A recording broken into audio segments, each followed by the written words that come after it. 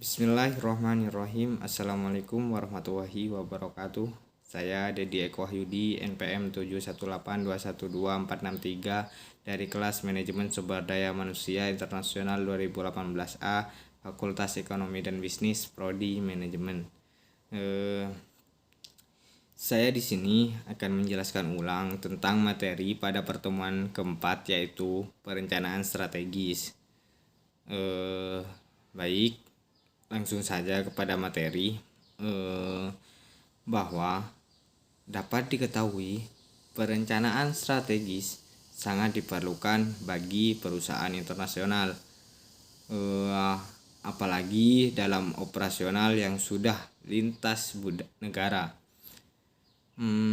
Dengan melakukan analisis lingkungan eksternal dapat diperoleh informasi tentang kondisi pasar, barang, dan jasa pada negara lain, sehingga dapat dijadikan dasar untuk menentukan strategi bisnis dan strategi fungsional demi untuk mencapai strategi perusahaan di negara asal.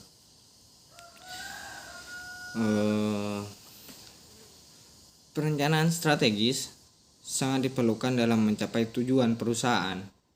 Ketika suatu perusahaan multinasional akan mengembangkan kegiatan bisnis di lingkungan internasional, hal yang paling menarik adalah bagaimana melakukan perencanaan strategisnya sehingga dapat berada di tengah-tengah para pesaing tingkat dunia. Definisi perencanaan strategis sendiri adalah proses penetapan misi dasar dan tujuan jangka panjang perusahaan dan pelaksanaan serangkaian tindakan untuk mencapai misi dan tujuan yang telah ditetapkan. Biasanya perusahaan multinasional memiliki berbagai macam strategi yang dijalankan, yaitu seperti strategi sosial, strategi perusahaan, strategi bisnis, dan juga strategi fungsi.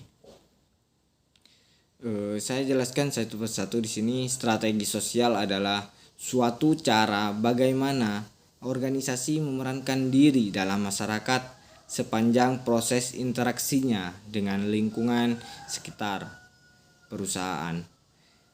Tidak hanya lembaga yang memiliki orientasi keuntungan saja, maupun perusahaan harus mampu memerankan dirinya sebagai anggota masyarakat. Menurut Hoget, strategi sosial sangat berkaitan dengan peran organisasi dalam masyarakat. Strategi bisnis di sini yaitu dapat dirancang untuk mencapai tujuan perusahaan, sedangkan strategi fungsi diformulasi berdasarkan strategi bisnis sesuai dengan setiap fungsi yang ada dalam perusahaan multinasional. Biasanya terdapat 4 macam strategi fungsi, yaitu strategi keuangan, strategi sumber daya manusia, strategi pemasaran, dan strategi operasional atau produksi. Selanjutnya, mengapa perencanaan strategis penting bagi MNC? Yang pertama, adanya persaingan yang sangat kuat di tingkat internasional. Yang kedua, untuk menanggapi adanya barang dan jasa baru yang bermunculan dalam pasar internasional. Yang ketiga, untuk mengawasi adanya perubahan operasional yang dilakukan perusahaan lain dalam menghasilkan barang dan jasanya. Selanjutnya, manfaat perencanaan strategis. Yang pertama yaitu membantu perusahaan multinasional dalam mengkoordinasi dan memonitor operasi yang dipandang menguntungkan. Yang kedua, untuk membantu mengatasi masalah risiko politik, persaingan, dan ketidakstabilan. Yang ketiga, membantu perusahaan multinasional dalam mengandalkan segala kegiatan produksi di negara lain. Selanjutnya, perencanaan strategi dengan beberapa pendekatan. Yang pertama, pendekatan pada kepentingan ekonomi. Yang kedua, pendekatan pada kepentingan politik. Yang ketiga, pendekatan pada kepentingan kualitas. Dan yang terakhir, pendekatan pada kepentingan penerapan dan koordinasi administrasi strategi. Baik, mungkin dapat saya jelaskan satu persatu. Satu, kepentingan ekonomi. Nah, kepentingan ekonomi ini cost leadership atau diferensiasi dan segmentasi. Untuk yang kedua, kepentingan politik. Perusahaan multinasional menggunakan pendekatan yang menitik beratkan pada kepentingan politik pada perencanaan strategisnya adalah negara yang responsif. Untuk yang ketiga, kepentingan kualitas. Yang pertama, perubahan dalam sikap dan peningkatan harapan kualitas jasa maupun barang. Yang kedua, penerapan praktek manajemen yang dirancang untuk perbaikan kualitas menuju proses. Untuk yang keempat, penerapan dan koordinasi administrasi strategi. Strategi yang dilakukan perusahaan multinasional di sini dengan mendasarkan pada kondisi semangat individual daripada menggunakan strategi politik dan ekonomi. Selanjutnya, langkah perencanaan strategi. 1. Pengamatan lingkungan eksternal untuk menemukan peluang dan hambatan. Yang kedua, hubungkan dengan analisis internal perusahaan untuk menemukan kekuatan dan kelemahan. Dan yang ketiga, memformulasi tujuan berdasarkan pengamatan eksternal dan analisis internal.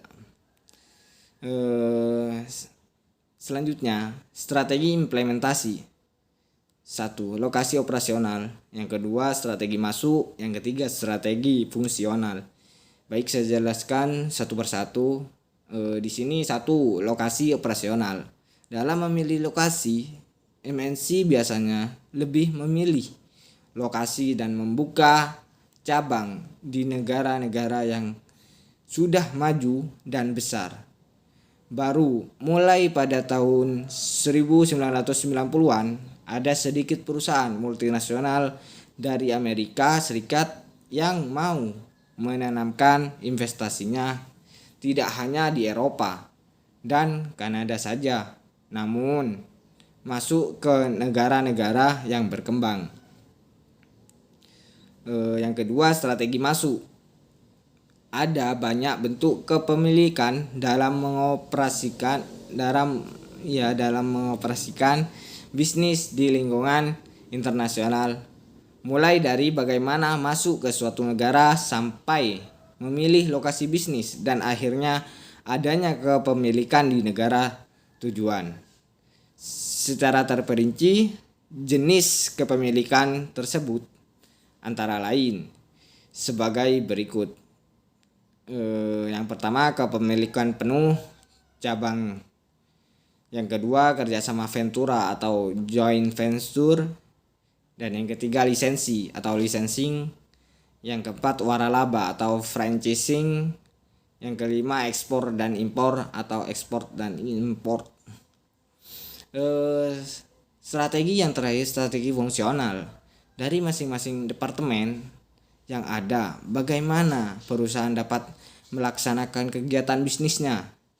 dengan beberapa strategi tertentu yang sesuai dengan masing-masing fungsi tersebut. Dapat disimpulkan bahwa dalam perencanaan strategis, yaitu proses penetapan misi dasar dan tujuan jangka panjang perusahaan dan melaksanakannya. Ada empat strategi yang digunakan untuk perusahaan multinasional sendiri, yaitu strategi sosial, strategi perusahaan, strategi bisnis, dan strategi fungsi. Untuk perencanaan strategi sendiri ada manfaatnya.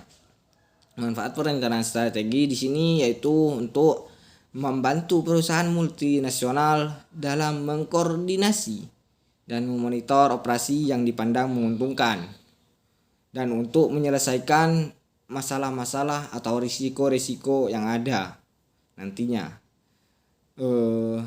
Mungkin itu saja yang dapat saya sampaikan. Sekian, terima kasih. Kurang lebihnya mohon maaf. Wassalamualaikum warahmatullahi wabarakatuh.